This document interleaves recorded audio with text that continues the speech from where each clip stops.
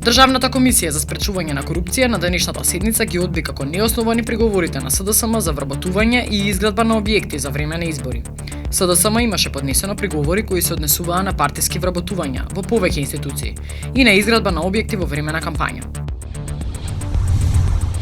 Турскиот председател Реджеп Таип Ердоган изјави дека нападот на новогодишната ноќ во ноќниот клуб Реина во Истанбул имала цел да ги сврди турците едни против други.